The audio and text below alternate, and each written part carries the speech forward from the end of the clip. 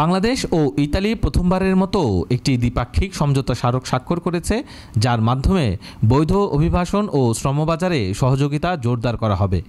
এই চুক্তি স্বাক্ষরিত হয় যেখানে বাংলাদেশের পক্ষে প্রবাসী কল্যাণ ও বৈদেশিক কর্মসংস্থান উপদেষ্টা আসিফ নজরুল এবং ইতালির স্বরাষ্ট্রমন্ত্রী মাত্তেও পিয়ান্টিদোসি অংশগ্রহণ করেন।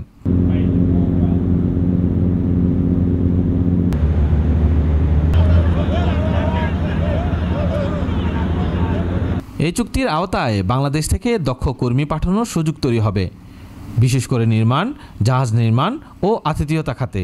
এটি অবৈধ অভিবাসন রোধে সহায়ক হবে এবং উভয় দেশের অর্থনীতিতে ইতিবাচক প্রভাব ফেলবে।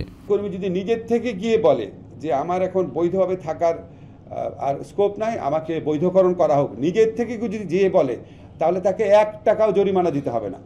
কিন্তু পুলিশ যদি অভিযান চালিয়ে কাউকে দেখে যে অবৈধভাবে আছে, তখন তাকে হেভি পেনাল্টি দিতে হবে, অনেক বড় ধরনের ক্ষতিপূরণ দিতে হবে। ইতালির ফুলুসি ডিক্রি প্রোগ্রামের আওতায় বর্তমানে বাংলাদেশি কর্মীদের অংশগ্রহণ উল্লেখযোগ্য। এই নতুন চুক্তি সেই অংশগ্রহণকে আরও সুসংহত করবে এবং বৈধ অভিবাসনের পথ সুগম করবে। যে অবৈধ পথে আমাদের অভিবাসীরা গিয়ে আপনার প্রাণনাশের ঝুঁকির মধ্যে পড়তো, সেখানে বৈধ পারিশ্রমিক পেত না, মাঝে মাঝে গ্রেফতার হতো, চলে আসতে হতো, এই সমস্ত যন্ত্রণা আশা করি অনেকাংশে উপশম হবে। আমাদের বৈধ যাওয়ার পথ খুলে গেলে আমি ওনাদেরকে বুঝিয়েছি যে আমাদের জন্য যত বেশি বৈধভাবে শ্রমিক নিবে, তত অন্যভাবে যাওয়ার পথটা আগ্রহটা মানুষের কমে যাবে।